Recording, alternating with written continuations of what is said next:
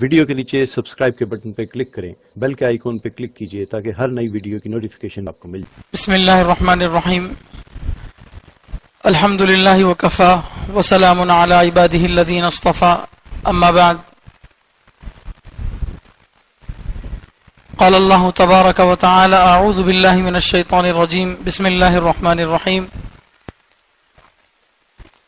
افلا يتدبرون القرآن ام على قلوب اقفالها، وقال تعالى وَلَقَدْ يَسَّرْنَا الْقُرْآنَ لِلذِّكْرِ فَهَلْ مِن مُدَّكِرٍ۔ صدق اللہ العظیم۔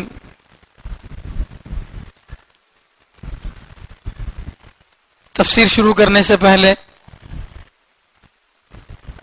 کچھ ضروری باتیں میں آپ کے سامنے رکھنا چاہتا ہوں، اس کے بعد انشاءاللہ تفسیر شروع ہوگی۔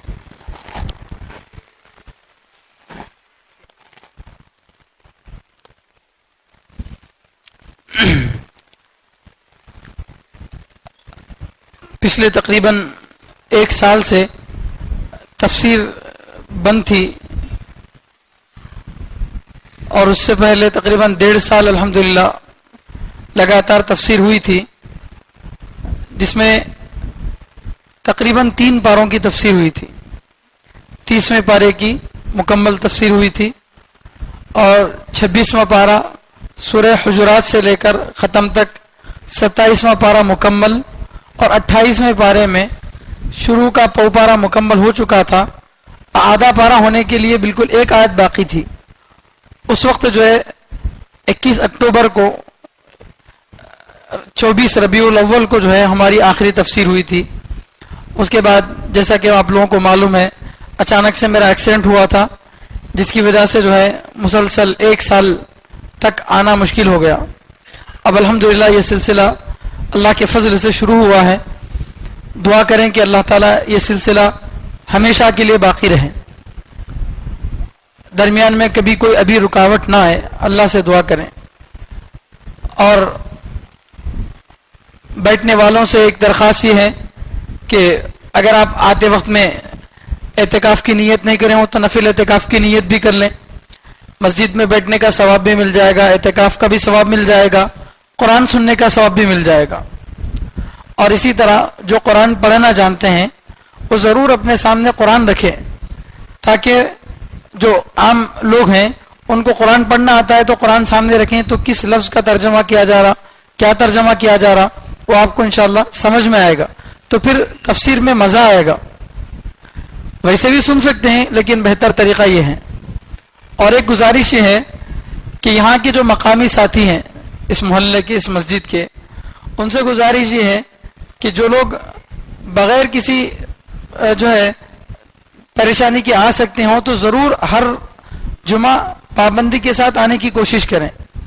ایسا نہیں کہ ایک جمعہ آپ آئے اور ایک جمعہ نہیں آئے، تو اس سے پریشانی یہ ہوتی ہے کہ گزشتہ جمعہ میں جو تفسیر میں باتیں بتائی گئی تھیں وہ سننے والے کوئی اور تھے، اب اس مرتبہ بالکل نیا مجمع رہتا، تو آگے کی آیت سمجھانے میں بڑی پریشانی پیش آتی کہ جو اس وقت سنے تھے ان میں سے کوئی ہے نہیں، اب جو مجمع بیٹھا ہے وہ نیا مجمع ہے، تو یہ چونکہ تفسیر یوٹیوب پہ بھی اپلوڈ کی جاتی ہے، تو یوٹیوب پہ بیٹھ کے سننے والوں کو پریشانی ہوگی کہ یہ باتیں تو گزشتہ جمعہ بھی بتائی گئی تھیں، اب اس جمعہ بھی بتائی جا رہی، تو اس لیے جو ساتھی اس محلے کے ہیں وہ ضرور اپنا وقت نکال کر قربانی دے کر عصر بعد سے مغرب تک مکمل 1 گھنٹہ فارغ کر کے آئیں۔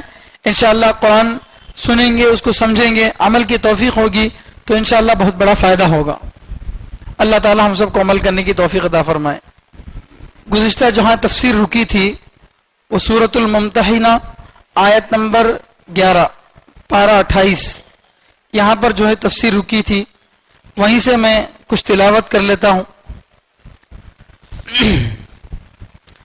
اعوذ باللہ من الشیطان الرجیم، بسم اللہ الرحمن الرحیم۔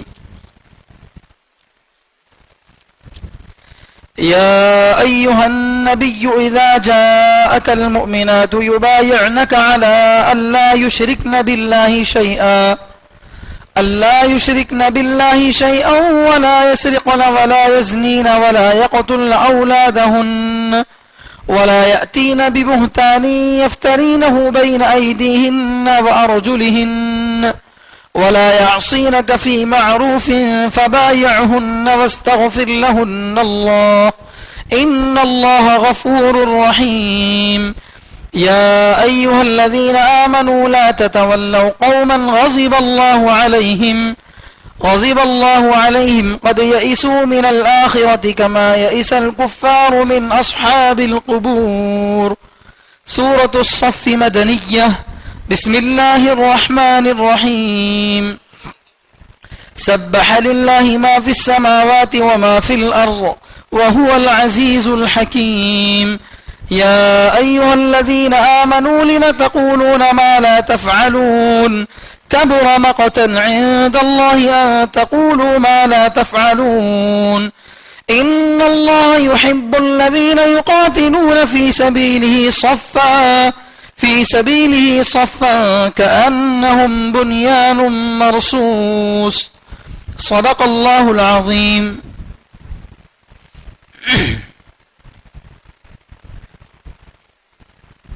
ابھی جو آیتیں پڑھی گئی ہیں یہ 28ویں پارے کی سورۃ الممتحنہ کی ہیں.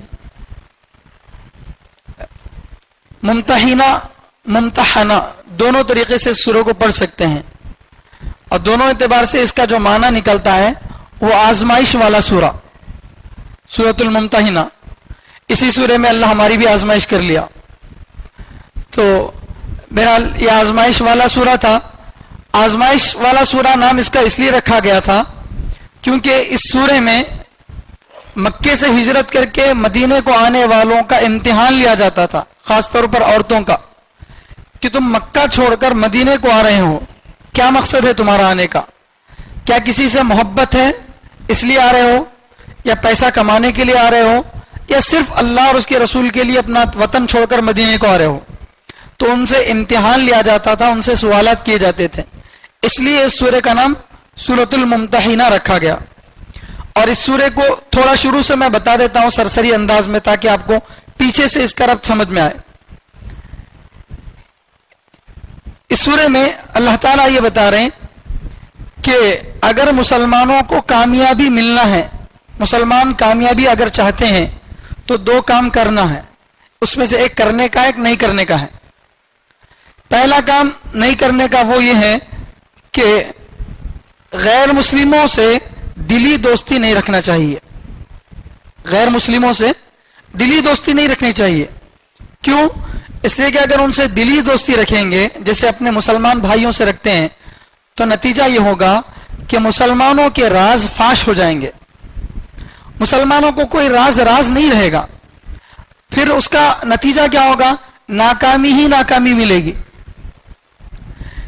جو پرانے زمانے میں مسلمان بادشاہوں نے یا خود رسول اللہ صلی اللہ علیہ وسلم نے بڑی بڑی جنگیں جو جیتی ہیں اس کی وجہ کیا ہے؟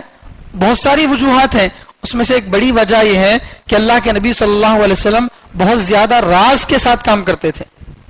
جنگ میں اگر آپ کو نکلنا ہوتا، مثال کے طور پر اس طرف نکلنا ہے جنگ میں، تو دوسری طرف اس کے اپوزٹ طرف کے گاؤں کے حالات معلوم کرتے، اس طرف کے موسم کے حالات معلوم کرتے لوگوں سے.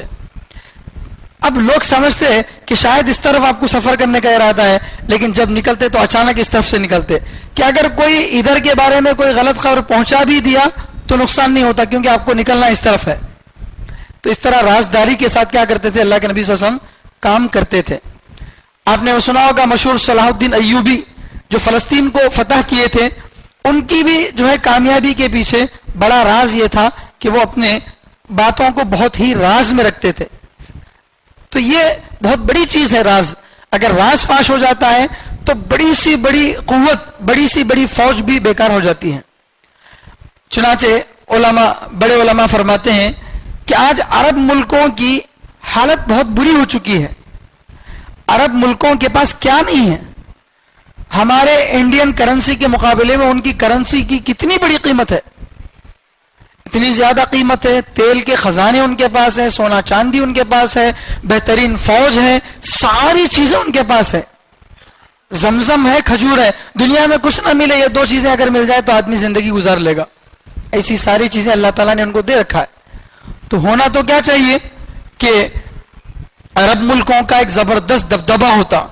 جہاں کہیں جن جگہوں پہ مسلمانوں پر ظلم ہو رہا وہاں عرب ملک آ کے کھڑے ہو جاتے کہ تم کیسے ہندوستان میں مسلمانوں کو ستاؤ گے, ہم تمہارا پیٹرول بند کر دیں گے, تمہاری جو ہے طاقت کم کر دیں گے. ایسا اگر جم جاتے تو کسی کی مجال نہیں مسلمانوں کو ستانے کی, اسلام کو مٹانے کی کوشش کرنے کی. چنانچہ شاہ فیصل جب تک تھے تو معاملہ بڑا اچھا تھا. جب شاہ فیصل چلے گئے تو اس کے بعد سے جو بادشاہ آنے لگے تو وہاں پر ہوا کیا, اس کے بعد سے یہودیوں نے, عیسائیوں نے اپنی خوبصورت سے خوبصورت لڑکیوں کو عرب بادشاہوں کے گھروں کو بھیجا. اور اسلام میں یہودی عورت سے نکاح کرنا جائز ہے, عیسائی عورت سے نکاح کرنا جائز ہے, بشرطے کہ وہ اپنے مذہب پر قائم ہو. اگر وہ اپنے مذہب کو فالو کرتی ہے جو ان کا اصلی مذہب ہے, یہودی عورت اپنے اصلی مذہب کو فالو کرتی ہے اور عیسائی عورت بھی اپنے اصلی مذہب کو فالو کرتی ہے, تو پھر اس عورت سے نکاح کرنا جائز ہے. ان کی عورت سے نکاح کر سکتے ہیں, اپنی لڑکی کو ان کو نہیں دے سکتے. یہ ہے, لیکن یہ جائز ہے, لیکن ہر جائز کام نہیں کیا جاتا. اونٹ کا گوشت کھانا جائز ہے, کتنے لوگ کھائے بتائیے؟ بہت سارے کام جائز ہیں, لیکن ہر جائز کام کرنا ضروری نہیں ہے. تو ان لوگوں نے کیا کیا, بھئی یہودیوں کی لڑکی سے نکاح کرنا جائز ہے, اس کی خوبصورتی کو دیکھ کر جو ہے فریفتہ ہو گئے اور اس کو بیوی بنا کر اپنے گھر میں رکھ لیے. اب بڑی طاقت ہے, بڑا لشکر ہے, ساری چیزیں ان کے پاس موجود ہیں, بیٹھ کر مشورے کر رہے ہیں اور گھر میں بیوی سن رہی, کہ کسی نہ کسی طریقے سے اس کو معلوم ہو جاتا ہے. تو یہاں اتنے سیکرٹ مشورے چل رہے ہیں اور ساری چیزیں لیک ہو جا رہی ہیں. تو جتنی بھی تیاری کرو ساری تیاریاں ناکام. تو یہ عربوں کی ناکامی کی بڑی وجہ ہے کہ وہ اپنی چیزوں کو راز نہیں رکھ سکے. اور آج بھی معاف فرمائیے, ہماری حالت بھی ایسی ہے. ہمارے پاس ایک چھوٹا سا جلسہ بھی ہوتا ہے تو یوٹیوب پہ ڈالیں گے, واٹس ایپ پہ ڈالیں گے, فیس بک پہ ڈالیں گے. چھوٹی سی چھوٹی جماعت کا اگر کوئی امیر بن گیا, کسی کو معمولی سے معمولی عہدہ مل گیا, وہ اپنے آپ کو اتنا مشہور کرتا ہے کہ دنیا کے لوگوں کو معلوم ہو جائے کہ مجھے اتنا بڑا مرتبہ ملا ہے. اس کے بالمقابل ہمارے ملک میں جو ظلم کرنے والی پارٹی ہے, اس پارٹی کے جو بڑے بڑے لیڈر ہیں ان کے نام کسی کو نہیں معلوم. پورے آندھرا کو لیڈ کرنے والا کو نہیں معلوم, کرنول میں لیڈ کرنے والا کو نہیں معلوم. وہ غیر ہو کر بھی اخلاص سے کام کر رہے ہیں اور ہم مسلمان ہو کر بھی ریاکاری سے کام کر رہے ہیں. اور اللہ کی مدد جو ہے صفات کے ساتھ ہے, لوگوں کے ساتھ نہیں ہے. ایسا نہیں کہ ہم کلمہ پڑھ لیے اس لیے اللہ تعالیٰ ہماری ہی مدد کرتے جائیں گے, نہیں. صفت کے ساتھ اللہ کی مدد ہے. اگر اسلامی صفتوں کو اپناؤ گے, سچائی کو, امانت داری کو, اخلاق کو اپناؤ گے, چاہے تم مذہب سے ایمان والے نہ ہو لیکن اللہ تم کو کامیاب کریں گے دنیا کے اعتبار سے. آخرت کی کامیابی تو بہرحال ایمان کے اوپر ہے, لیکن دنیاوی کامیابی صرف کلمہ پڑھنے پر نہیں ہے. اگر کلمہ پڑھنے سے کامیابی مل جاتی تو نبی علیہ السلام بدر کی لڑائی کیوں لڑتے, احد کی لڑائی کیوں لڑتے, اتنی ساری جنگیں کیوں, اتنے سارے صحابہ شہید کیوں ہوتے؟ تو معلوم یہ ہوا کہ کلمہ پڑھ لینا صرف کافی نہیں ہے, وہ صفات اندر اپنے پیدا ہونے ضروری ہیں. تو بہرحال یہاں کیا بات بتائی جا رہی اس سورے کے اندر کہ مسلمان کو اگر کامیابی چاہیے تو ایک کام نہیں کرنا ہے, کام کرنا ہے. نہیں کرنے کا کام کیا ہے؟ غیر مسلموں سے دلی دوستی نہیں رکھنا ہے. اس کا مطلب کیا؟ ان سے دوستیش نہیں کرنا, انہوں دکھے تو چلے جانا, ایسا نہیں ہے. بھئی ایک عام انسان ہونے کے ناطے جو تعلق آپ ان سے رکھ سکتے رکھیے. نہیں کھانا کھایا ہے, بھوکا ہے, کھانا کھلائیے. کہیں آپ گاڑی پہ جا رہے ہیں, وہ پیدل جا رہا ہے, بوڑھا آدمی ہے, بٹھائیے اس کو سواری. انسانیت کے ناطے جو کام کیے جا سکتے ہیں وہ کام کر سکتے ہیں. لیکن دلی دوستی, ایسی دوستی کہ اپنے راز کی باتیں ان کو بتا دے رہے, اپنے گھر میں اس کو بلا رہے ہیں, اپنی گھر کی عورتوں سے پردہ نہیں کرا رہے. بہت سارے لوگ ایسے میں دیکھا ہوں کہ کیا بولتا ہمارا سوکار ہے, ہمارا بالکل بچپن سے ہمارا ساتھی ہے, ہمارے گھروں میں بلا رہے. بھئی یہ کام نہیں کرنے چاہیے. آپ ظاہری اعتبار سے انسانی حق جو ہے وہ کریے, لیکن دلی دوستی یہ صرف مسلمان سے کی جا سکتی ہے, اس کے علاوہ سے نہیں کی جا سکتی. ایک بات یہ ہے. دوسرا کام جو کرنے کا ہے وہ اگلے سورے میں اللہ تعالیٰ بتا رہے ہیں, سورۃ الصف میں. کرنے کا کام کیا ہے؟ اس کے اپوزٹ, کہ مسلمانوں کو اپنا راز دوسروں کو نہیں بتانا ہے اور خود متحد ہو کر رہنا ہے. ایک اور نیک دونوں بن کر رہنا ہے. ایک اور نیک بن کر رہیں گے تو پھر انشاءاللہ دنیا کی کوئی طاقت ہم کو نہیں توڑ سکتی. 5ویں کلاس میں انگلش کی کتاب میں بھی پڑھا تھا کہ ایک باپ مر رہا تھا اور اس کے 4 یا 5 بچے تھے. تو مرنے سے پہلے جو ہے وہ اپنے بچوں کو بلاتا ہے اور بلا کر جو ہے ہر بچے کے ہاتھ میں ایک لکڑی دیتا ہے اور لکڑی دے کر بولتا ہے کہ بیٹے اس لکڑی کو توڑو. تو بچہ جو ہے ایک بچہ ایک لکڑی کو توڑ دیتا ہے. اس کے بعد پھر باپ کیا کرتا ہے 500 لکڑیوں کا ایک بنڈل بنا کے ایک بیٹے کے ہاتھ میں دیتا کہ بیٹا اب اس کو توڑو. بڑا بیٹا اپنی پوری طاقت لگایا, نہیں ٹوٹا. اس سے چھوٹا 5 بیٹے اپنی پوری طاقت لگا دیے لیکن وہ بنڈل نہیں ٹوٹ سکا.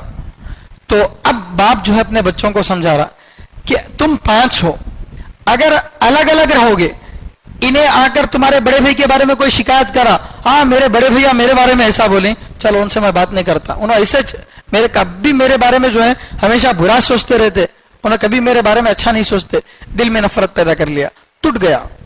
اب اس کو بھی توڑنا آسان ہے. وہ جا کر اس کے سامنے بولے گا کہ تمہارا بھائی تمہارے بارے میں اتنی نفرت دل میں رکھ لیا, تمہیں بڑے بھائی ہیں وہ بھی ادب نہیں کر رہا تمہارا, ایسا کتنے احسان ہے میرے اس کے اوپر, بچپن میں اس کو میں پالا پوسا اتنا کرا, پھر بھی میرے ساتھ ایسا کر رہا. انہیں بھی دل توڑ لیا. اس کی اولاد دور, اس کی اولاد دور, اس کی بیوی سے نفرت, اس کی بیوی سے نفرت. یہ ایک آدمی کی جو دشمنی ہے وہ خاندانوں تک چلی جاتی. اگر یہ 5 ایک ہو کر رہیں گے, کوئی بھی اگر ایک دوسرے کے بارے میں شکایت کرتا ہے تو جب تک صحیح تحقیق نہیں ہو جاتی اور تحقیق کے بعد جب تک ان سے پوچھ نہیں لیا جاتا کہ بھئی کیوں ایسا کرے اور ان سے صاف صفائی نہیں ہو جاتی, یقین نہیں کریں گے تو پھر کوئی ان کے بیچ میں رکھنا نہیں ڈال سکتا. تو یہ مسلمانوں کو کامیاب ہونے کے لیے دوسرا کام ہے, بڑا ضروری کام. آج یہ کام بھی ہمارے اندر 0% ہے.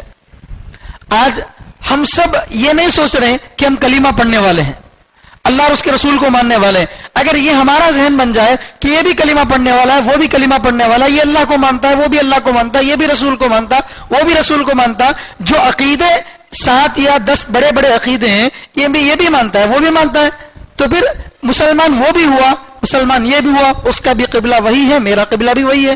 ہاں بس فرق یہ ہے کہ وہ نماز میں ہاتھ یہاں باندھتا ہے, میں یہاں باندھتا ہوں, وہ جماعت میں جاتا ہے, یہ جماعت میں نہیں جاتا ہے, وہ خانقاہ کو جاتا ہے, یہ نہیں جاتا ہے. یہ جزوی اختلاف ہے. اور آپ دنیا میں کسی 2 لوگوں کو ایسا پیش نہیں کر سکتے جو ہر اعتبار سے سیم ہو. چیلنج کے ساتھ دنیا میں کوئی 2 لوگوں کو بھی ایسا پیش نہیں کر سکتے جو ہر اعتبار سے بالکل سیم ہو ہی نہیں سکتا. کیوں؟ اس لیے کہ یہ اللہ کی عجیب شان ہے کہ اللہ انسان کو, دنیا کے ہر انسان کو ایک نمونہ بنایا. ہم سمجھتے ہیں دنیا میں 7 عجوبے ہیں, نہیں, دنیا کا ہر انسان ایک عجوبہ ہے. میرا جو فنگر پرنٹ ہے آپ کے فنگر پرنٹ سے ملتا ہے؟ نہیں ملتا. میری آنکھوں کی جو رگوں کی سیٹنگ ہے وہ آپ کی رگوں کی سیٹنگ سے نہیں ملتی. میرے برین کی جو رگوں کی سیٹنگ ہے وہ آپ کی رگوں سے نہیں ملتی. بہت ساری چیزوں میں 99% میں اور آپ ملتے ہوں گے, 1% آپ کا میرا اختلاف ہوگا. آپ کو چائے پسند ہے, مجھے نہیں پسند ہے, اختلاف ہوگا. چھوٹی نہ چھوٹی کسی نہ کسی چیز میں کیا ہوگا, دونوں میں اختلاف ہوگا. تو جب دنیا کے 2 لوگ ایک جیسے نہیں ہو سکتے تو پھر ہم یہ سمجھیں کہ بھئی سب چیزوں میں برابر ہو جائیں, یہ ہو ہی نہیں سکتا. وَلَوْ شَاءَ اللَّهُ مَا اخْتَلَفَ الَّذِينَ مِن بَعْدِهِم مِن بَعْدِ مَا جَاءَتْهُمُ الْبَيِّنَاتُ وَلَكِنِ اخْتَلَفُوا. اللہ چاہتے تو اختلاف نہیں ہوتا تھا, لیکن اللہ چاہنے کہ اختلاف ہو. تو یہ جزیات کا اختلاف ضرور رہے گا. ہاں, جو اختلاف کفر تک پہنچا دے اس کو برداشت نہیں کرنا ہے, گمراہی تک پہنچا ہے اس کو برداشت نہیں کرنا ہے. اس سے نیچے کے اختلافات ہیں, آپ اس پر عمل کیجئے, اس کو صحیح سمجھ رہے ہیں, میں اس پر عمل کروں گا, میں اس کو صحیح سمجھ رہا ہوں. صحیح اور غلط کا فیصلہ قیامت کے دن ہوگا. صحیح اور غلط کا فیصلہ قیامت کے دن ہوگا. میں حنفی مسلک کا ہوں تو میں 100% اپنے حنفی مسلک کو صحیح نہیں مانتا. نہ میں مانتا ہوں نہ میرے ابو حنیفہ مانتے ہیں جن کا یہ مسلک ہے. کیوں؟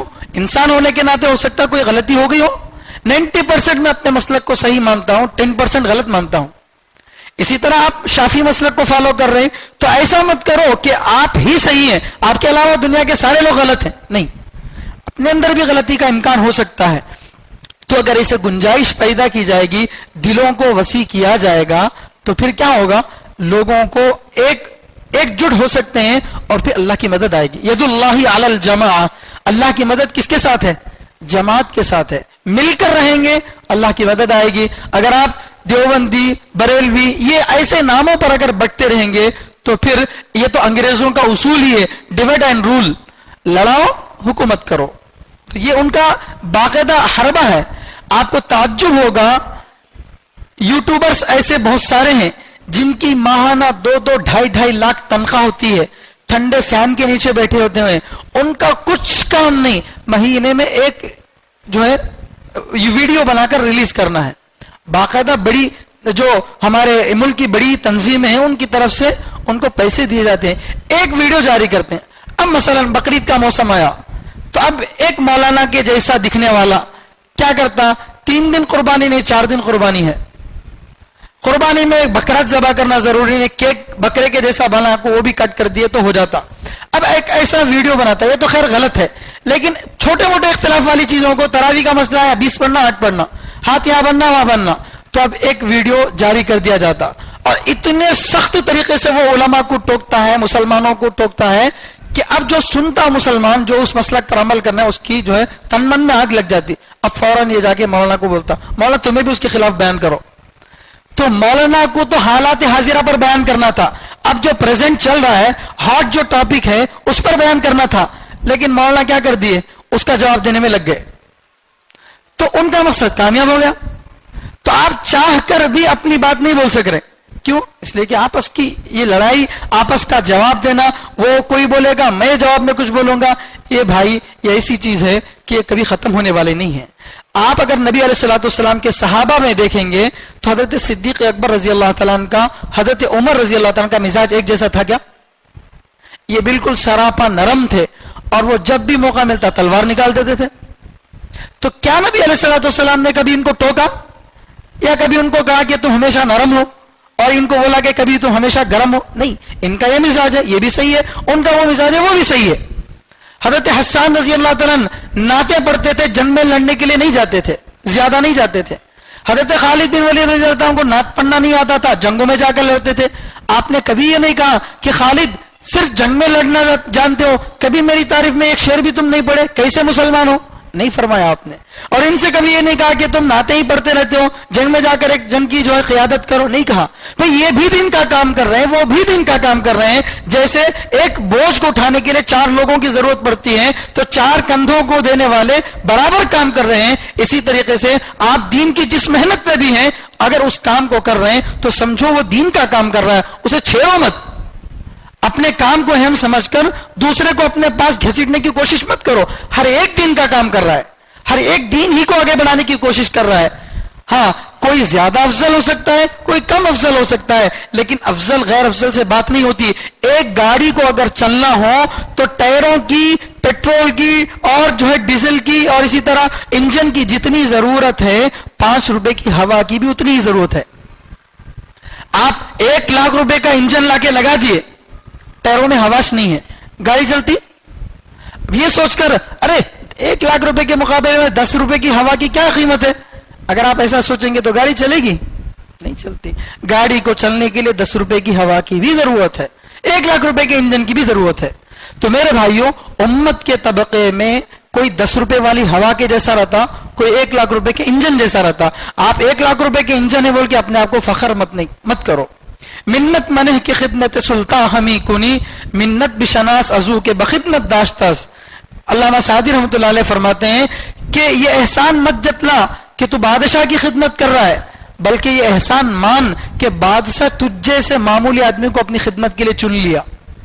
تو ہم کو احسان یہ نہیں جتلانا کہ میں دین کی خدمت کر رہا ہوں، بلکہ اللہ کا احسان ماننا کہ مجھ جیسے نااہل کو اللہ تعالیٰ دین کی خدمت کے لیے چن لیا. اگر ہماری سوچ کا یہ نظریہ بدل جائے گا، ہماری سوچ ایسی بدل جائے گی، کوئی ہمارا آپس میں اختلاف نہیں ہوگا. آپ اپنی جگہ، میں اپنی جگہ، آپ بھی کام کر رہے ہیں، میں بھی کام کر رہا ہوں. تو یہ بہت بڑی چیز ہے. کس چیز کے لیے؟ مسلمانوں کو کامیاب ہونے کے لیے. آج ہم اپنی ناکامی کا سبب کسی پارٹی کو، کسی آدمی کو، انہیں ایسا کرا، انہیں ایسا کرا، سب بکواس باتیں ہیں. کامیابی قرآن بتا رہا کس چیز میں ہے، اس کے علاوہ سب فضول باتیں ہیں. دوسروں کے کندھوں پر بندوق رکھ کر چلانا بند کریں، قرآن سے حل ڈھونڈیں. اخبار اور ٹی وی چینل آپ کو صرف پریشانیاں بتائیں گی، لیکن قرآن ہی وہ ہے جو آپ کو پریشانی کے ساتھ اس کا حل بھی بتائے گا. تو کامیابی کے لیے کتنے کام ہیں؟ 2. ایک کرنے کا ہے ایک نہیں کرنے کا. نہیں کرنے کا کام کیا ہے؟ اپنی راز کی چیزوں کو دوسروں سے شیئر نہیں کرنا. دوسرا کام مسلمانوں کو ایک ہو کر کام کرنا ہے, ایک جٹ ہو کر کام کرنا ہے. یہ اللہ تعالیٰ جو ہے اس سورۃ الممتحنہ میں بتائے. سورہ کے شروع میں کیا ہوا تھا؟ ایک اللہ کے نبی صلی اللہ علیہ وسلم صلح حدیبیہ کے بعد مکے پر اب حملہ کرنے کا ارادہ کرے. سن 6 ہجری میں اللہ کے نبی صلی اللہ علیہ وسلم جو ہے عمرے کی نیت سے گئے تھے. جانے کے بعد عمرہ کرنے نہیں دیا گیا, واپس بھیج دیا گیا. پھر اگلے سال جا کر اللہ کے نبی صلی اللہ علیہ وسلم جو ہے عمرہ کیے, اور صلح حدیبیہ کے موقع پر شرائط طے ہوئے بہت سارے کہ ایسا کرنا ہے ویسا کرنا ہے. تو بہرحال شرائط کے بعد مسلمان اپنی جگہ کام کر رہے تھے اور کفار اپنی جگہ پر تھے, دونوں میں آپس میں کوئی لڑائی نہیں ہو رہی تھی. تو اللہ کے نبی صلی اللہ علیہ وسلم کو معلوم تھا کہ یہ لوگ اپنے وعدے کے پکے نہیں ہیں اور وعدے کے خلاف کرے بھی. تو اللہ کے نبی صلی اللہ علیہ وسلم یہ چاہیں کہ ایک بڑے لشکر کو 10,000 لشکر جرار, بہترین صحابہ کا 10,000 کا لشکر لے کر مکے پر حملہ کرنا چاہتے تھے, خون بہانے کے لیے نہیں, بلکہ اچانک سے قریش کو دبوچیں گے جا کر تو کسی کو قتل کرنے کی ضرورت نہیں پڑے گی, کسی کو کچھ بھی کرنے کی ضرورت نہیں پڑے گی, وہ خود ہی اپنی جگہ سرنڈر ہو جائیں گے اور پھر مکہ ہمارے ہاتھ آ جائے گا. تو بغیر لڑائی کے مکے پر قبضہ کرنا چاہتے تھے کون؟ رسول اللہ صلی اللہ علیہ وسلم. اور یہ کیوں چاہتے تھے مکے پر قبضہ کرنا؟ کیوں چاہتے تھے؟ بھائی مدینہ آپ کے ہاتھ میں تھا, کافی نہیں تھا کیا؟ نہیں. کیوں؟ اس لیے کہ اس وقت, بات لمبی ہے, بات میں بات نکلتی جائے گی تو بات بڑی ہو جائے گی. میں مختصر بتاتا ہوں کہ اللہ کے نبی صلی اللہ علیہ وسلم کے پیدا ہونے سے پہلے عرب کا یہ حال تھا کہ وہاں کوئی حکومت کرنے تیار نہیں, وہاں کوئی جانے رہنے تیار نہیں, اتنی بری حالت تھی عرب کی. لیکن جب اللہ کے نبی صلی اللہ علیہ وسلم کا پیدا ہونا تھا, آپ کی پیدائش سے پہلے اللہ تعالیٰ عرب میں ایسے بڑے بڑے واقعات پیش کر دیا جس کی وجہ سے ساری دنیا کی لوگوں کی نظریں عرب پر جمنا شروع ہوئی. زمزم کا کنواں جو پتہ نہیں کتنے 100 سال پہلے بند ہو چکا تھا, اچانک سے اللہ کے نبی صلی اللہ علیہ وسلم کے دادا عبد المطلب کے ذریعے سے دوبارہ وجود میں آ گیا. اتنی بڑی خوشی تھی کہ وہ عرب جہاں پر پانی کی اتنی کمی, وہاں پر زمزم کا کنواں نکل آیا. کوئی معمولی بات نہیں تھی, بہت بڑی خوشخبری تھی. اور یہ اللہ کے نبی کی پیدائش سے پہلے ہوا. اصحاب فیل جو کعبۃ اللہ کو گرانے کے لیے آئے تھے, اللہ کے نبی صلی اللہ علیہ وسلم کی پیدائش سے 40-50 دن پہلے اللہ تعالیٰ معمولی پرندوں کے لشکر کے ذریعے سے اس کو کیا کر دیا؟ ختم کر دیا. ایسے بڑے بڑے واقعات پیش آئے تھے نبی کی پیدائش سے پہلے. کیا واسطے پیش آئے تھے؟ تاکہ دنیا بھر کی لوگوں کی نظریں اب عرب کی طرف متوجہ ہوں اور لوگوں کو معلوم ہو کہ اب عرب میں ٹرننگ پوائنٹ آنے والا ہے, اب کچھ تو ہونے والا ہے عرب میں. اس واسطے جو ہے ایسے بڑے بڑے واقعات پیش ہوئے. پھر اللہ کے نبی صلی اللہ علیہ وسلم کی پیدائش ہوئی, اور پھر اللہ کے نبی صلی اللہ علیہ وسلم کے بعد پیدائش کے بعد اللہ کے نبی صلی اللہ علیہ وسلم کے وقفے کے ساتھ معجزات ظاہر ہونے لگے. یہ سب چیزیں ہوتی گئیں. پھر اس کے بعد جو ہے اللہ کے نبی صلی اللہ علیہ وسلم ہجرت کر کے مدینہ منورہ تشریف لے گئے. اور اب مکے کو جب اللہ کے نبی صلی اللہ علیہ وسلم چھوڑ کر گئے تھے تو مدینے کو جانے کے بعد اب پوری دنیا کی نظریں اس بات پر جمی تھی کہ مسلمان 13 سال تک مکے میں کام کر رہے تھے, اچانک سے وہ جو ہے یہاں سے نکل گئے, مدینے کو چلے گئے. اب فی الحال مکے پر قبضہ کس کا ہے؟ کفار کا, قریش کا قبضہ ہے.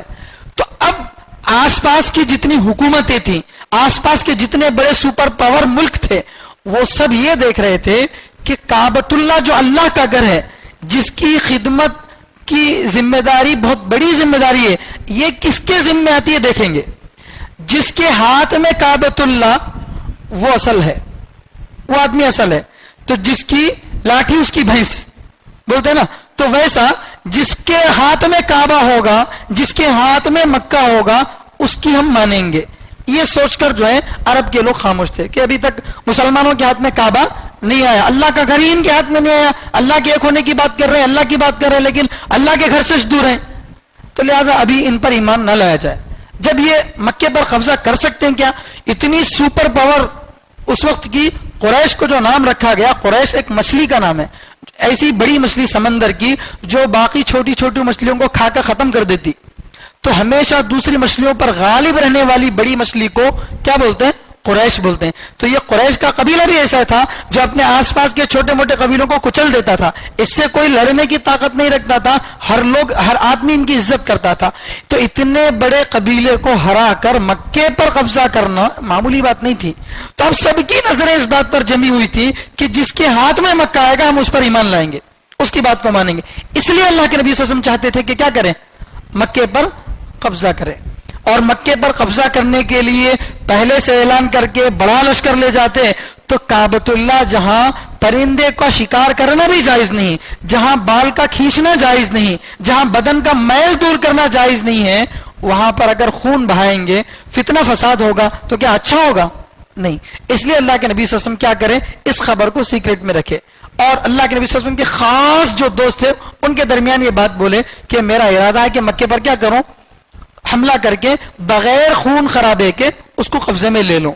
تو اللہ کے نبی صلی اللہ علیہ وسلم کے ساتھیوں میں پرانے بالکل شروع اسلام میں اسلام قبول کرنے والے ایک صحابی تھے، حاطب ابن ابی بلتعہ. وہ صحابی بدری صحابی تھے جو جنگ بدر میں بھی شریک ہوئے تھے. اور جنگ بدر میں شریک ہونے والوں کی کیا فضیلت ہے؟ اللہ تعالیٰ ان کے گناہوں کو معاف کر دیا. ان کے لیے اللہ تعالیٰ قرآن میں صاف معافی کا اعلان کر دیا. تو اب ہوا یہ تھا کہ یہ یمن کے تھے، عرب کے نہیں تھے، یمن کے تھے، دوسرے ملک کے تھے، اور وہاں سے آ کر مدینے میں رہ گئے تھے. اور ان کی بیوی بچے، ان کے خاندان والے مکے میں تھے. اب اللہ کے نبی صلی اللہ علیہ وسلم حملہ کرنے جا رہے ہیں کہاں پر؟ مکے پر. تو مکے پر اگر حملہ کرنے جائیں گے تو ظاہر بات ہے وہ لوگ کیا کریں گے؟ مسلمانوں کے جو لوگ وہاں پر ہیں ان کو کڈنیپ کریں گے، ان کو سامنے رکھیں گے، تمہیں ہمارے اوپر حملہ کرے تو تمہارے اتنا کو مار دیتے. تو ان کی فیملی خطرے میں پڑ جاتی. اور ان کا کوئی اور رشتہ دار نہیں تھا وہاں پر، بس یہی تھے، کیونکہ وہ آئے تھے دوسرے ملک سے، وہاں ان کے کوئی دوسرے رشتہ دار نہیں تھے جو ان کی حفاظت کر سکیں. تو ان کے دل میں خیال پیدا ہوا کہ اللہ تعالیٰ جو ہے اپنے نبی کو کامیابی دینے والے چھیں، کیسے بھی کامیابی ملتی اس نبی کو. اگر میں یہ خبر قریش کو بتا دوں گا کہ تمہارے اوپر نبی حملہ کرنے والے ہیں، ذرا الرٹ ہو جاؤ، تو کیا ہوگا؟ وہ لوگ اس احسان کے بدلے میں میرے بیوی بچوں کو محفوظ رکھیں گے. اسلام کی خبر لیک کر کے اسلام کا نقصان کرنا نعوذ باللہ ان کا مقصد نہیں تھا. مقصد کیا تھا؟ کہ ان کو معلوم تھا کہ اللہ تو کسی نہ کسی طرح سے نبی کو کامیاب کریں گے. لیکن اگر ہم کیا کریں، اگر کچھ خبر بتا دیں تو ان کو اس احسان کے بدلے میں میری بیوی بچے جو ہے محفوظ ہو جائیں گے، یہ سوچ کر ایک عورت کے ہاتھ میں ایک پرچی دیے اور دے کر جو ہے قریش کے پاس بھیج دیے. اللہ تعالیٰ جو ہے نبی علیہ السلام کو وحی کے ذریعے بتا دیے کہ ایک عورت ہے فلاں جگہ پر جا رہی ہے، اس کے ہاتھ میں یہ خبر ہے، اگر وہ لیک ہو گئی تو پھر آپ کا حملہ جو آپ چاہ رہے ہیں وہ ناکام ہو جائے گا.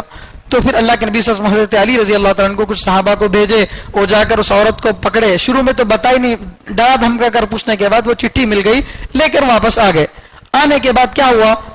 اس زمانے میں اللہ کے نبی صلی اللہ علیہ وسلم کے حضرت عمر رضی اللہ تعالیٰ عنہ جلاد تھے. جلاد کے معنی سزا دینے والے. جسے آج کل بھی جیل میں کیا ہوتا ہے، پھانسی دینے کے لیے ایک آدمی متعین ہوتا ہے، وہی آدمی کیا کرتا ہے، اس کو پھانسی دیتا. جو کوئی چاہے جا کے پھانسی نہیں دے سکتا. ویسے نبی علیہ السلام کے زمانے میں کوئی اگر ایسی غلطی کرتا جو قتل کے قابل ہو تو اس کو قتل کرنے کی ذمہ داری کس کی تھی؟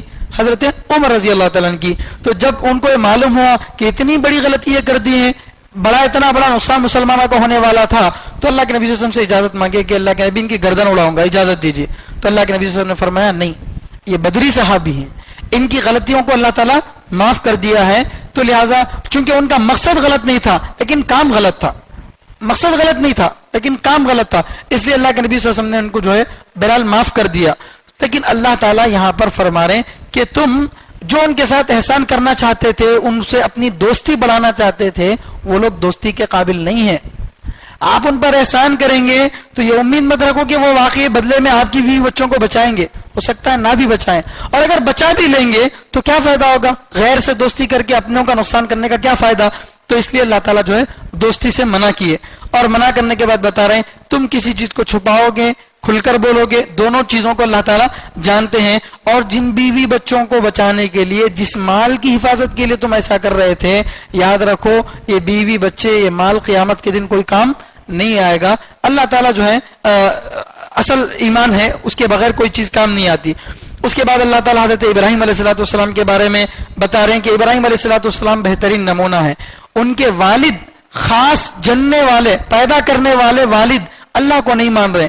تو ابراہیم علیہ السلام یہ سوچ کر کہ میرے باپ ہیں، میں ان کے اگینسٹ میں کیسے جا سکتا ہوں، یہ نہیں سوچے، بلکہ وہ اللہ کو نہیں مانتے چاہے وہ میرے باپ ہوں، لیکن اللہ کو اگر وہ نہیں مانتے تو میں ان سے بیزارگی کا اظہار کرتا ہوں.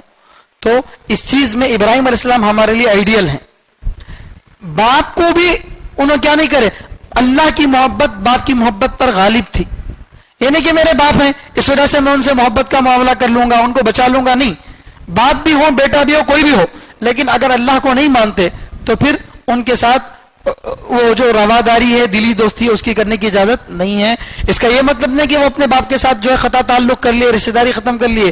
کافر باپ بھی ہو تو ان کے ساتھ باپ ہونے کے اعتبار سے ہمدردی کرنی چاہیے, ان کی خدمت کرنی چاہیے, وہ الگ بات ہے. جیسے کہ میں بھی بتایا, دلی دوستی کرنا الگ بات ہے, ظاہری مروت انسانیت کے ناطے جو چیزیں کی جاتی ہیں وہ الگ بات ہے. باپ ہونے کے ناطے ان کو پیسے دیجئے, کھلائیے پلائیے, لیکن ان کو جو ہے غلط مذہب پر ہونے کے باوجود بھی ان کو سپورٹ کرنا یہ صحیح نہیں ہے. تو اس چیز میں حضرت ابراہیم علیہ السلام ہمارے لیے کیا ہے, آئیڈیل ہے, نمونہ ہے, یہ بتایا. پھر آگے اللہ تعالیٰ جو ہے بتا رہے ہیں کہ مکے کے لوگوں میں اور مدینے کے لوگوں میں ایک عرصے سے تقریباً جب سے ہجرت کیے ہیں تب سے لے کر اب تک 7 سال تک آپس میں لڑائی چل رہی تھی, ایک دوسرے کے دشمن بنے بیٹھے تھے.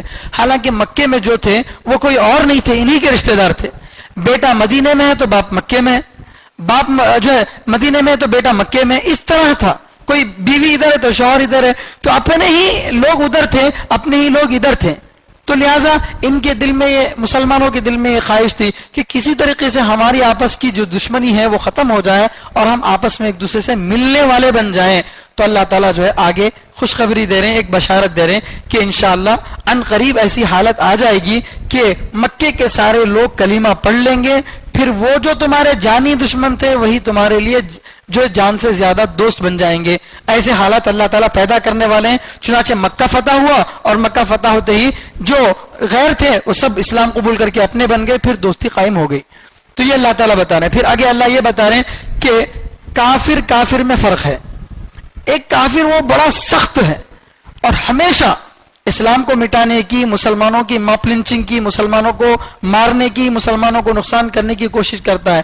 تو ایسے کے ساتھ تو ظاہری مروت بھی نہیں کرنی چاہیے, کیونکہ وہ تو بالکل اسلام کو اور مسلمانوں کو مٹانے کے در پہ ہے, اس کے ساتھ اچھا سلوک نہیں کرنا چاہیے. ہاں, جو کافر ہے مکے میں ہے لیکن وہ آپ کو اپنے شہر سے نکالنے میں کفار مکہ کی مدد نہیں کیا اور آپ لوگوں سے دلی دشمنی بھی نہیں کرتا ہے, تو ایسے کافر کے ساتھ آپ کیا کر سکتے ہیں, ظاہری جو دوستی ہے, ظاہری جو ہمدردی ہے وہ کر سکتے ہیں. تو اللہ تعالیٰ اس بات کی گنجائش دے رہے ہیں. اس کے بعد آخر میں اصل وہ بات آ رہی جس کے اوپر یہ سورہ تھا, کہ سورہ کا نام کیا تھا, سورۃ الممتحنہ, آزمائش, امتحان لینے والا سورہ. تو کیا کرنا ہے امتحان کے بارے میں اللہ فرماتے ہیں کہ اے ایمان والو, اگر مدینے سے کوئی عورتیں ایمان قبول کر کے تمہارے پاس آ جائیں تو پھر تم ان کا امتحان لو. اس کی تفصیل یہ ہے کہ صلح حدیبیہ کے وقت یہ طے ہوا تھا, پورے جو ہے مسلمانوں کے اگینسٹ میں جو شرائط طے کیے گئے تھے. شرطوں میں سے ایک بات یہ تھی کہ اگر مکے کا کوئی آدمی اسلام قبول کر لے کے مدینے کو آئے تو مدینے والے اس کو نہیں رکھ لیں گے, واپس بھیج دیں گے. لیکن اگر خدا نہ خواستہ نعوذ باللہ مدینے کا کوئی آدمی کافر بن کر مکے کو جائے تو مکے والے اسے واپس نہیں کریں گے. تو یہ کیسے برابری ہے, ظلم ہے یہ. لیکن انہوں نے قانون بنایا تھا, اس لیے حضرت عمر رضی اللہ عنہ کو غصہ آ رہا تھا صلح حدیبیہ کے موقع پر. ہم کو دب کر صلح کرنے کی کیا ضرورت ہے, ہم سچے مذہب پر ہے تو دبنے کی کیا ضرورت ہے. تو اللہ کے نبی صلی اللہ علیہ وسلم کیا فرمائے, تم کو اس میں دبنا دکھتا ہے, مجھے اس میں فتح دکھتی ہے, مجھے کامیابی دکھ رہی. یہی صلح حدیبیہ آگے چل کر کیا بنی, کامیابی کا ذریعہ بنے. کیسے, اس لیے کہ اب تک کیا تھا, مسلمان صرف جنگوں میں الجھے ہوئے تھے, کوئی کسی کو دعوت نہیں دے سکتا تھا, وہ اس کو اس پر حملہ کرتے, یہ اس پر حملہ کرتے. تو جب صلح حدیبیہ ہوئی تو صلح حدیبیہ میں یہ شرط طے ہوئی کہ مسلمان جس قبیلے کو بھی چاہے اپنا دوست بنا سکتے ہیں اور کفار بھی اپنے جس قبیلے کو چاہے دوست بنا سکتے ہیں, یہ شرط طے ہوئی تھی. تو اس شرط سے مسلمانوں کو بڑا فائدہ ہوا, مسلمان کھل کر کام کرنا شروع کر دیے. کیونکہ کیا طے ہوا تھا, جس قبیلے کو بھی جا کر مسلمان کیا کر سکتے ہیں, پہلے پہنچ کر بھئی تم ہمارے دوست بن جاؤ, ہم تم پر حملہ نہیں کریں گے, تم ہم پر حملہ مت کرو, ہم آپس میں ایک دوسرے کے دوست بن کر رہیں گے. تو دوستی جب ہوگی تو وہ مسلمانوں کے اخلاق دیکھیں گے, تو مسلمان کا کردار اس کے جو ہے ایمان کو مجبور کر دے گا. مسلمان اگر واقعی اسلام پر عمل کرے گا تو غیر مسلم اسلام لانے پر مجبور ہو جائے گا. پھر الحمدللہ ویسا ہی ہوا, اسلام کے لیے بہت بڑی جو ہے نصرت کا ذریعہ بنا کیا, صلح حدیبیہ. تو صلح حدیبیہ میں جو شرط طے ہوئی تھی کہ ادھر سے کوئی آئے مدینے کو تو مدینے والے اس کو کیا کر دیں گے, واپس کر دیں گے. یہ شرط ہوئی تھی، لیکن اس شرط میں عورتیں داخل نہیں تھی. مطلب کیا؟ اگر مکے کی کوئی عورت جو کافر تھی وہ اسلام قبول کر کے مدینے کو آتی ہے تو مدینے والے اسے واپس مکے کو نہیں بھیجیں گے. وہ جو شرط طے ہوئی تھی وہ مرد کے لیے تھی، عورت کے لیے نہیں تھی. پھر عورت میں بھی وہ عورت جو ایمان لا کر صرف اللہ اور اس کے رسول کے لیے ہجرت کر کے آئے، اسی کے لیے یہ بات ہے. اگر کوئی عورت مکے سے اس لیے آ رہی ہے کہ اس کا کوئی عاشق یہاں پر ہے، اس سے شادی کرنے کے لیے آ رہی، ایمان لانے کے لیے، نبی اور اللہ سے محبت ہے اس لیے نہیں، یا پھر پیسے کمانے کے لیے آ رہی ہے، تو پھر اسے بھی واپس کر دیں گے، بھیج دیں گے اس کو بھی واپس. وہ عورت جو صرف اسلام قبول کرنے کے لیے، صرف اللہ اور اس کے رسول کی محبت میں اپنے دین کو بچانے کے لیے مکے سے مدینے کو آتی ہے تو اس کا ٹیسٹ لیا جائے. ٹیسٹ لینے کی بات آئی تھی آیت نمبر 9 میں. اور اب کیا ٹیسٹ لینا چاہیے اس کو اللہ تعالیٰ یہاں پر بتا رہے ہیں جو آیتیں پڑھی گئی ہیں. چنانچہ دیکھیے اللہ تعالیٰ فرماتے ہیں اعوذ باللہ من الشیطان الرجیم یا ایھا النبی، اے نبی صلی اللہ علیہ وسلم، اذا جاءک المؤمنات، اذا جب، جاءک آئے تمہارے پاس، المؤمنات ایمان والی عورتیں، اے نبی جب تمہارے پاس ایمان والی عورتیں آئیں، یبایعنک آپ پر بیعت کرتی ہوئی، آپ کے ہاتھ پر بیعت کرتی ہوئی. کیا بیعت کرتی ہوئی؟ علی اس بات پر بیعت کرتی ہوئی، اللہ یشرکنا کہ وہ شریک نہیں ٹھہرائیں گی، شرک نہیں کریں گی، باللہ اللہ کے ساتھ، شیئن کسی بھی چیز کو. جو عورت آئے آپ کے پاس بیعت کرنے کے لیے، اور بیعت کس چیز پر کرنا چاہ رہی ہے؟ اس بات پر بیعت کرنا چاہ رہی کہ میں اللہ کے ساتھ کسی کو شریک نہیں کروں گی، صرف ایک اللہ کو خدا مانوں گی، 360 بتوں کی نفی کرتی ہوں، میرا صرف اللہ ایک ہے، ایسا اگر کوئی کہتی ہے. ولا یسرقنا، دوسری بات 6 باتوں پر وہ بیعت کرنا ہے. آنے والی عورت کو کتنی باتوں پر بیعت کرنا ہے؟ 6. گویا 6 سوالوں کا جواب دینا ہے اس کو. 6 سوال اس سے پوچھیں گے کہ کیا تم اللہ کے علاوہ کسی کو مانتی ہو؟ کہ نہیں مانتی، اللہ کے علاوہ کسی کو نہیں مانتی، ایک پاس ہو گئی. دوسرا سوال، کیا تم چوری کرو گی؟ نہیں کریں گے. تیسرا سوال، کیا تم بدکاری اور زنا کرو گی؟ اگر وہ کہے نہیں، تیسرا سوال پاس. اور چوتھا، کیا تم اپنے پیدا ہونے والے بچے کو قتل کر دو گی؟ جیسا کہ اس زمانے میں کرتے تھے، یہ بھی بہت بڑا گناہ ہے. ایسا کرو گی تم اپنے بچے کو، پیدا ہونے والے بچے یا بچی کو قتل کرو گی؟ نہیں، پاس ہو گئی چوتھا سوال. پانچواں سوال ہے کہ اگر تم کسی اور مرد کے ساتھ غلط تعلق کر کے حاملہ بن گئی، 150 ہو گئی، تو وہ بچہ جو کسی غیر مرد کی صحبت سے پیدا ہوا تھا، اس بچے کو تم اپنے شوہر کے اوپر نہیں تھوپنا، کیونکہ وہ شوہر کی صحبت سے نہیں پیدا ہوا، وہ تو کسی اور کے ناجائز تعلق سے پیدا ہوا تھا. تو ناجائز سے تعلق سے پیدا ہوئے بچے کو کیا تو اپنے شوہر پر تو نہیں تھوپے گی؟ وہ کہے گی نہیں. تو پانچواں سوال ہو گیا. آخری ہے کہ نبی علیہ السلام اگر تم کو کوئی اچھے کام کا حکم دیں گے تو نافرمانی تو نہیں کرو گی؟ تو وہ کہے گی نہیں کریں گی. تو یہ 6 سوال، ان کے 6 جواب. اگر ان 6 چیزوں میں وہ کہتی ہے کہ میں ان 6 باتوں کو مانتی ہوں، تو پھر اس کا مطلب یہ ہے کہ وہ مومن ہے، ایمان لانے والی ہے. اب ظاہر بات ہے کہ کوئی جھوٹ بھی بول سکتے ہیں نا، جھوٹ بھی بول سکتی ہیں، دل میں شرک چھپا لے کر بول رہے کہ میں اللہ کے ساتھ کسی کو شریک نہیں کرتی، دل میں غلط کام ہے. تو اللہ فرما رہے ہیں دل کے اندر کی بات جاننے کی ذمہ داری آپ کی نہیں ہے. دل میں کیا ہے وہ کھول کر دیکھنے کی ذمہ داری آپ کی نہیں ہے. ہمارا کام کیا ہے؟ ظاہری اعتبار سے بھروسہ کرنا. ہم سب ایک دوسرے کو مسلمان مان رہے ہیں، کس اعتبار سے؟ اسی اعتبار سے کہ میں ٹوپی پہناؤں، داڑھی پہناؤں رکھا ہوں، اور میں جو ہے اللہ اور اس کے رسول کی بات کر رہا ہوں، تو آپ مجھے مسلمان سمجھ رہے ہیں، میں آپ کو مسلمان سمجھ رہا ہوں. دل میں کس کے کیا ہے کس کو معلوم؟ تو اس لیے دل کی بات وہ اللہ بہتر جانتے ہیں. ظاہری اعتبار سے ان چیزوں کو اگر وہ مانتی ہیں تو اس کا مطلب یہ کہ کیا ہے وہ ایمان والی ہے. تو پھر اس کو کیا کر لو تم، مدینے میں داخل کر لو، واپس بھیجنے کی ضرورت نہیں ہے. وہی بات اللہ تعالیٰ فرما رہے ہیں یا ایھا النبی، اے نبی علیہ الصلوۃ والسلام، اذا جاءک المؤمنات، جب آئیں تمہارے پاس ایمان والی عورتیں. کیا آئے؟ کیسے آئے؟ یبایعنک، آپ کے ہاتھ پر بیعت کرتی ہوئی، اعلی اس بات پر، اللہ یشرکن باللہ شیئا، کہ وہ اللہ کے ساتھ کسی کو شریک نہیں کرتی. شرک 2 طرح کا ہے. ایک ہے کھلم کھلا شرک، جیسے بتوں کے سامنے جا کر جو اپنا ماتھا ٹیکنا اور اللہ کے علاوہ واقعی کسی اور کو جو ہے اپنا خدا بنا لینا، اس کی پوجا پاٹ کرنا، یہ تو کھلا ہے، شرک جلی بولتے ہیں اس کو. اور ایک ہے شرک خفی. شرک خفی کا مطلب کیا ہے؟ مثال کے طور پر قبروں کو جا کر سجدہ کرنا، یا کسی ولی کو یا کسی پیر کو یا کسی نبی کو یہ سمجھنا کہ فلاں پیر یا فلاں نبی یا فلاں بزرگ میری مشکلوں کو دور کر سکتے ہیں، یہ عقیدہ رکھنا یہ شرک خفی ہے. کیوں؟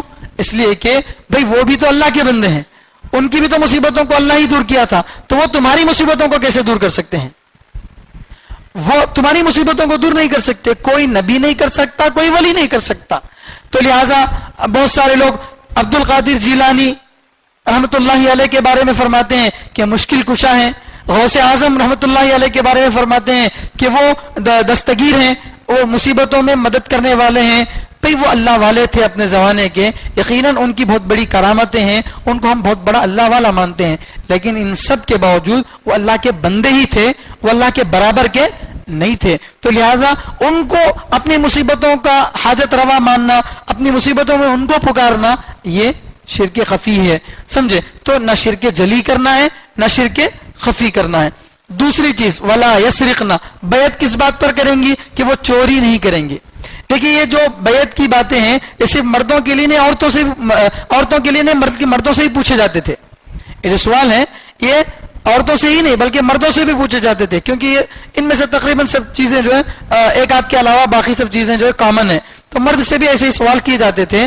اور یہی 6 سوال متعین نہیں تھے، یہی 6 سوال متعین نہیں تھے، بلکہ ان کے علاوہ مثلا آنے والے کے اندر جھوٹ بولنے کی عادت ہے تو اس سے وعدہ لیا جاتا تھا کہ تم جھوٹ تو نہیں بولو گے.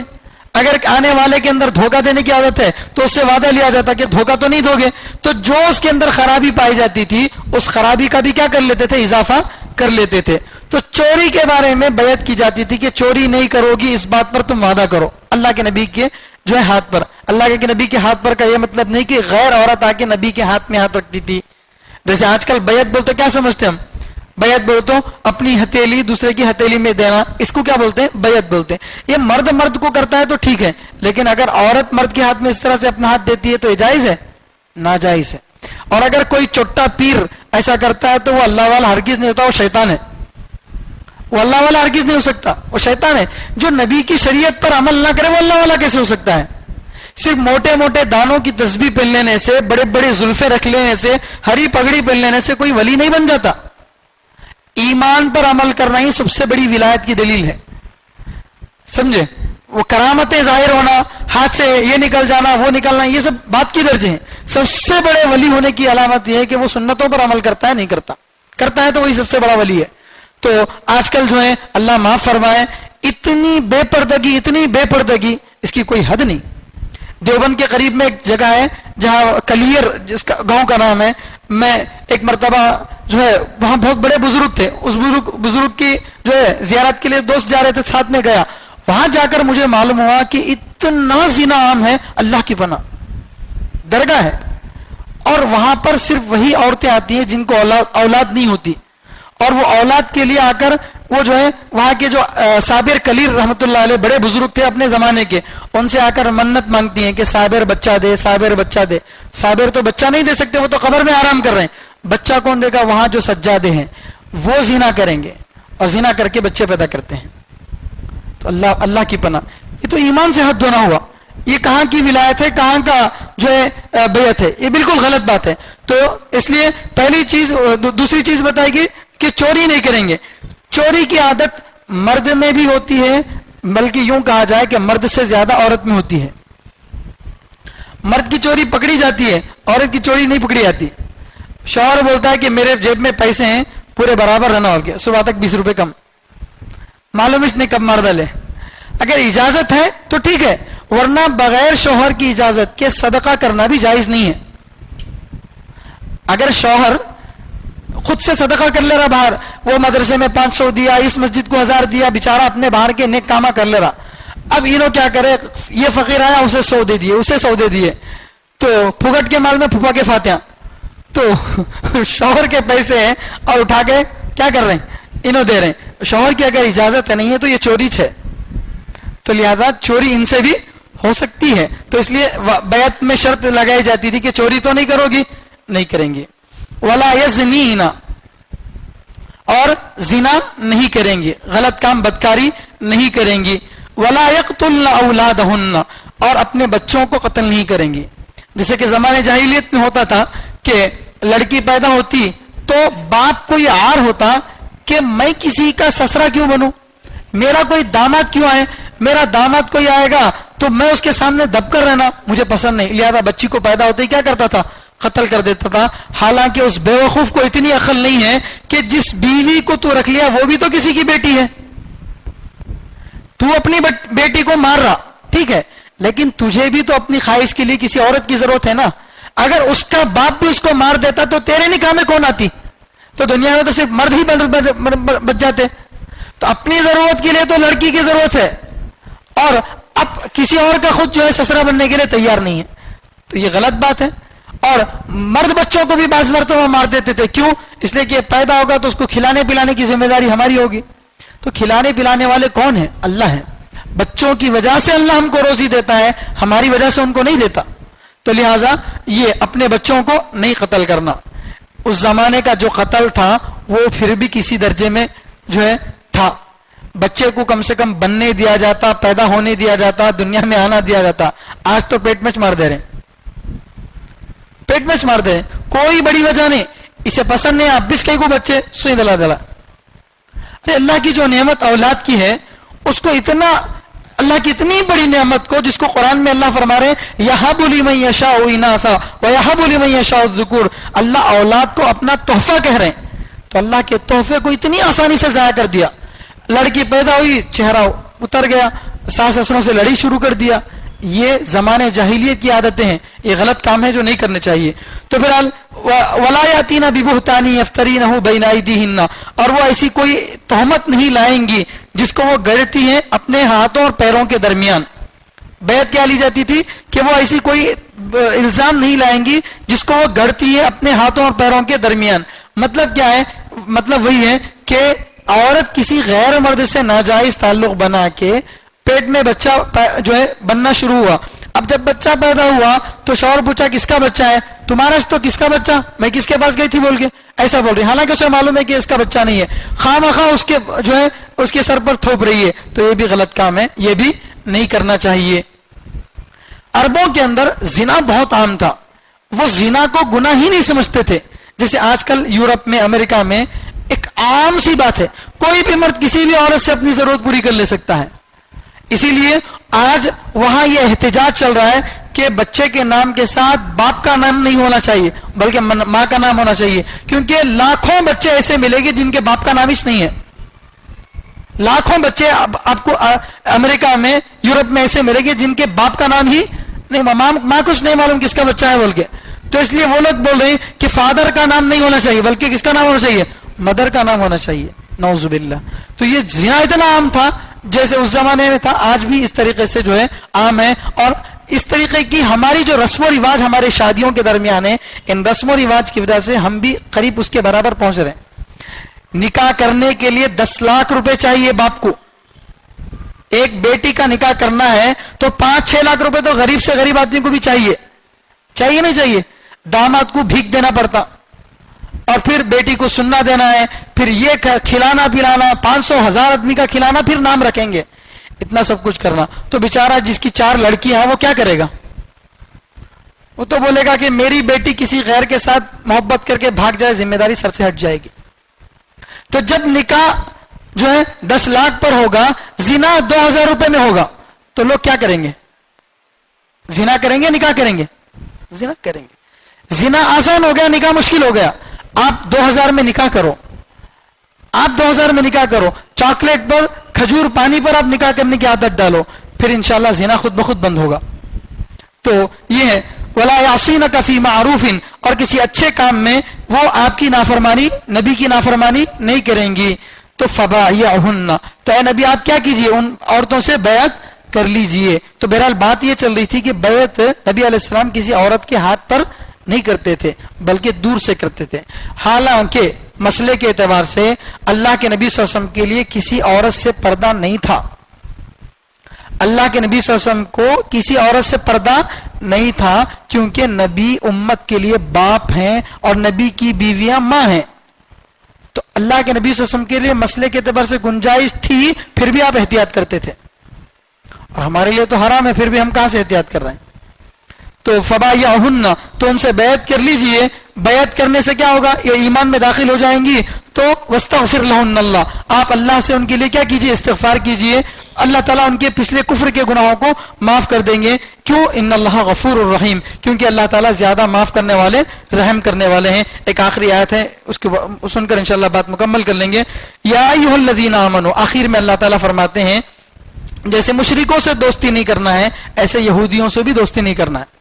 کیوں؟ اس لیے کہ یہ بھی اچھے نہیں ہیں، یہ تو ان سے بھی بڑے ڈینجر ہیں، ان سے بھی بڑے ڈینجر ہیں. اور اللہ فرماتے ہیں کہ یہودیوں سے تو اللہ بڑے ناراض ہیں. کیوں؟ مشرکوں کو تو نہیں معلوم، ان کو حقیقت نہیں معلوم تھی، پھر وہ انکار کر رہے. اور ان کو تو معلوم تھا، ان کے پیغمبر موسیٰ علیہ السلام بتائے تھے کہ آخری زمانے میں محمد صلی اللہ علیہ وسلم آنے والے ہیں، اور ساری باتیں ان کو ایک ایک نشانی اللہ کے نبی صلی اللہ علیہ وسلم کی بتائی گئی تھی. قرآن فرماتا الذین آتیناہم الکتاب یعرفونہ کما یعرفون ابناءہم، اللہ کے نبی کے بارے میں ان کی کتابوں میں اتنا کھول کر اللہ بیان کر دیا کہ جیسے 1000 لوگوں کے مجمع میں باپ اپنے بیٹے کو آرام سے پہچان لیتا، پیچھے کی طرف سے بھی دیکھ کر، اس کی چھاؤنی کو بھی دیکھ کر، اس کی آواز کو بھی سن کر باپ کیا کرتا؟ اپنے بیٹے کو پہچانتا ہے. اس سے زیادہ وہ نبی کو پہچان سکتے تھے. اتنی کھل کر اللہ کے نبی صلی اللہ علیہ وسلم کی نشانیاں بتائی گئی تھی. تو نبی علیہ السلام کے آنے سے پہلے تو کیا کرتے تھے؟ یستفتحون علی الذین کفروا، نبی کے آنے سے پہلے مشرکین سے کہتے تھے کہ آخری زمانے میں ایک نبی آئیں گے، ان کے ساتھ مل کر ہم تم سے لڑیں گے بول کے. جب نبی آئے اور دیکھا کہ بنو اسحاق میں سے نہیں آئے، اسحاق علیہ السلام کی اولاد میں موسیٰ علیہ السلام بھی، عیسیٰ علیہ السلام بھی، سارے پیغمبر اسحاق علیہ السلام کی اولاد میں، اور اسماعیل علیہ السلام کی اولاد میں صرف نبی علیہ السلام آئے، اس کے علاوہ کوئی نبی نہیں آئے. تو ان کا خواب یہ تھا کہ یہ بھی اسحاق علیہ السلام کی اولاد میں سے چاہیں گے، لیکن جب دیکھا کہ اسماعیل علیہ السلام کی اولاد میں، فوراً انکار کر دی. تو یہ اللہ تعالیٰ فرماتے ہیں ان سے دوستی مت کرو. یا ایھا الذین آمنوا، اے ایمان والو، لا تتولوا، دوستی مت کرو، قوما، ایسی قوم سے، غضب اللہ علیہم، جن پر اللہ ناراض ہوا، جن سے اللہ ناراض ہوا. قد یئسوا من الآخرہ، کیوں؟ اس لیے کہ یہودی بھی آخرت سے نا امید ہو چکے ہیں، آخرت میں ان کو کچھ ملنے والا نہیں ہے، یہ بھی نا امید ہو چکے ہیں. کما یئس الکفار من اصحاب القبور، جیسا کہ قبر والوں میں سے کافر مایوس ہو جائیں گے. یعنی جو کافر مر کر قبر میں پہنچ گئے، پہنچنے کے بعد ان کو موت کے بعد کا منظر نظر آنے لگا، قبر میں عذاب کے فرشتے آئے، تب ان کو پکا یقین ہو گیا کہ میں جو کام دنیا میں کرتا تھا وہ غلط تھا. تو اب وہ اپنے کفر پر کیا ہوگا؟ مایوس ہوگا. تو جیسے کافر مرنے کے بعد مایوس ہوتا ہے، یہ دنیا میں رہتے ہی مایوس ہو گئے. کیوں؟ اس لیے کہ ان کو دنیا میں رہتے ہوئے ہی معلوم ہے کہ یہ سچے نبی ہیں، پھر بھی صرف اتنی بات پر کہ ہمارے خاندان کے نہیں ہیں، ان کے آنے کی وجہ سے ہماری بادشاہت ختم ہو گئی، اس لیے ہم ان کو نہیں مانیں گے، کوئی اور وجہ نہیں. سچا نبی مانتے ہوئے بھی اللہ کے نبی صلی اللہ علیہ وسلم پر ایمان نہیں لائے. اس لیے اللہ کے نبی اللہ تعالیٰ کیا فرماتے ہیں؟ جیسے وہ ایمان نہیں لائے نہیں جاننے کی وجہ سے، یہ جان کر بھی ایمان نہیں لائے، تو وہ بھی آخرت سے نا امید، یہ بھی آخرت سے نا امید. اللہ تعالیٰ سے دعا ہے کہ اللہ تعالیٰ ہم سب کو کہنے سننے سے زیادہ عمل کرنے کی توفیق عطا فرمائے، اور اللہ تعالیٰ ہم سب کو صحابہ جیسی صفات عطا فرمائے. سبحان اللہ و بحمدہ، سبحانک اللہم و بحمدک، ونشہد ان لا الہ الا انت ونستغفرک ونتوب الیک.